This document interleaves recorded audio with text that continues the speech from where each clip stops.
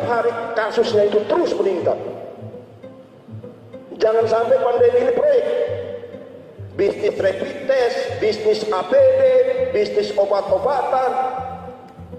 Jangan sampai di rumah sakit semua fokus urus COVID karena insentifnya besar Pak Ketua. Tapi jangan jadikan ini sebagai proyek. Cek juga ini para yang punya laboratorium. Jangan sampai alatnya ini hanya untuk COVID-kan orang.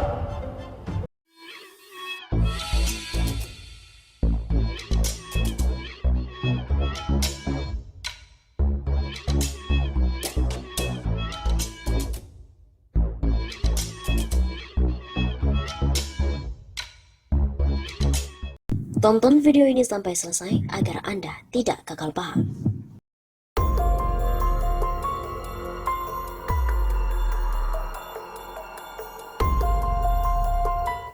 Terungkap penyimpangan uang negara 800 juta rupiah untuk proyek COVID-19. Kasus dugaan korupsi proyek penanganan pandemi COVID-19 di Pamekasan tahun anggaran 2020 telah terungkap.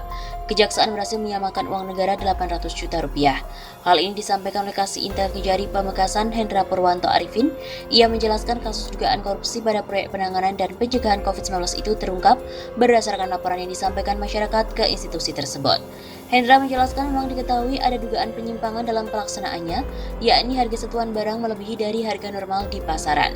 Atas laporan itu, Kejari Pamekasan langsung melakukan pengumpulan bahan keterangan ke sejumlah pihak dan rekanan pelaksana proyek. Begitu ucapnya. Kala itu ia melanjutkan, pemerintah Kabupaten Pamekasan melalui Badan Penanggulangan Bencana Daerah membuat pengadaan tandon air untuk tempat cuci tangan dengan air mengalir dan menggunakan sabun yang disasarkan pada masjid serta musola dan juga fasilitas umum lain di Pamekasan. Harga yang ditetapkan oleh BPBD sebesar 2,5 juta rupiah per satu set tempat cuci tangan yang terdiri dari tandon air, alat penyelenggara dan juga sabun. Padahal harga normal di pasaran 1,2 juta rupiah hingga 1,5 juta rupiah saja. Institusi ini juga melakukan penunjukan langsung rekanan pelaksana proyek tanpa proses lelang dengan cara dibagi kepada 12 rekanan pelaksana proyek untuk membuat 1.555 tandon cuci tangan. Padahal sesuai dengan ketentuan, untuk dana proyek yang bernilai miliaran rupiah harus dengan proses lelang, bukan dari penunjukan. Alasannya karena bencana dan barang dibutuhkan dengan cepat, kalau itu bisa dipahami. Atas temuan tersebut, Kejari Pamekasan langsung berkoordinasi dengan aparat pengawas internal pemerintah, dalam hal ini inspektorat. Pemkab langsung meminta agar kasus itu ditindaklanjuti dengan catatan pihak rekanan pelaksana proyek mengembalikan kelebihan uang kepada pemerintah. Akhirnya sebanyak 12 rekanan pelaksana proyek bersedia mengembalikan uangnya dan kasus ini dianggap selesai dengan catatan.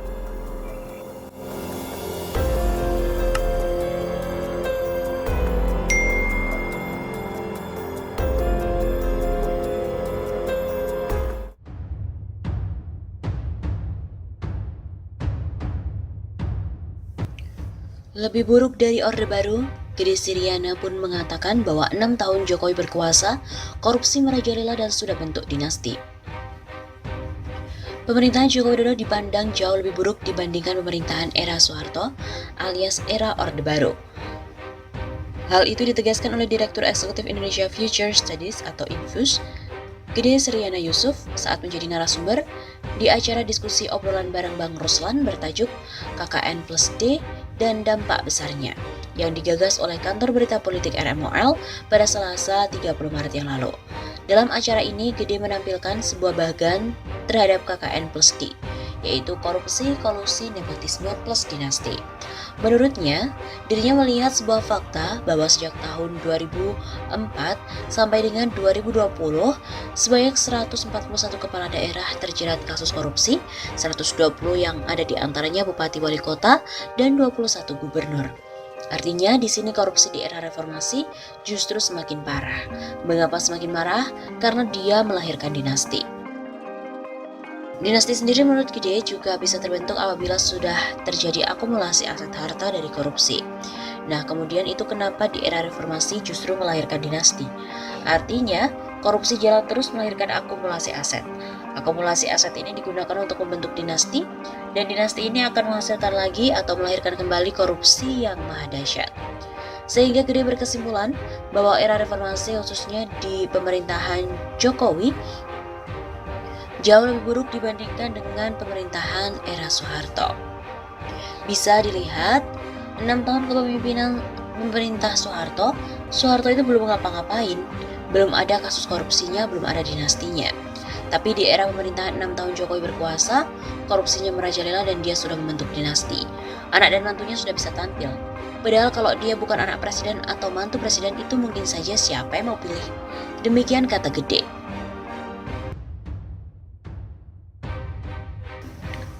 Persoalan korupsi yang melibatkan pejabat negara saat ini menunjukkan bahwa pemerintahan Joko Widodo lebih buruk dibandingkan zaman Orde Baru. Hal ini disampaikan Direktur Eksekutif Indonesia Future Studies Gede Sriana Yusuf saat berbincang pada dialog virtual dengan tema KKN+D dan dampak besarnya, di mana digelar oleh Kantor Berita Politik NMOL. 6 tahun kepemimpinan Soeharto dia belum ngapa-ngapain, belum ada dinasti, tapi 6 tahun Jokowi berkuasa, korupsi merajalela dan dia sudah bentuk dinasti. Anak mantunya jadi kepala daerah. Gede juga menjelaskan, secara umum persoalan korupsi di era reformasi saat ini menunjukkan indikasi yang semakin parah. Hal ini terjadi karena adanya upaya-upaya penguasa untuk melahirkan dinasti dengan memanfaatkan akumulasi aset dari hasil korupsi. Akumulasi aset digunakan untuk membentuk dinasti, dan dinasti melahirkan kembali korupsi yang dahsyat. Dalam kondisi seperti ini, seharusnya sudah ada perlawanan dari masyarakat, terutama dari kalangan mahasiswa. Sayangnya menurutnya masyarakat juga sudah dibuat untuk bermental koruptif. Mental koruptif ini terlihat saat pemilu yang mahal. Di sana ada jual beli suara. Ini juga yang membuat masyarakat kurang mendapat penolakan terhadap pelaku korupsi. Begitu pungkasnya.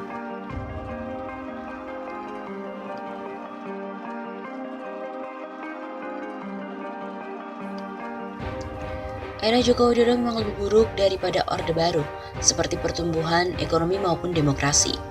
Jokowi menggunakan politik Solo yang memanipulasi secara halus. Soeharto politik Jogja memanipulasi rakyat halus juga. Tapi lebih gaya Solo lebih tidak kelihatan. Begitu kata aktivis politik sekaligus pemerhati budaya Ki Gendeng Pamungkas. Seperti dikutip dari media Suara Nasional. Menurut Ki Gendeng, era Jokowi rakyat makin sengsara. Iuran BPJS akan dinaikkan, kebutuhan bahan pokok naik. Di era Orba masih ada subsidi untuk rakyat kecil. Kata Ki Gendeng, rezim Jokowi ini juga membungkam mahasiswa. Apalagi ada undang-undang yang akan disahkan terkait penghinaan terhadap presiden. Ia mengatakan Jokowi bukan orang kuat sehingga muncul banyak kekuatan yang membuat pemerintahan Jokowi terombang-ambing. Soeharto kuat, bisa mengambil kebijakan, semua setuju semua. Begitu pungkasnya.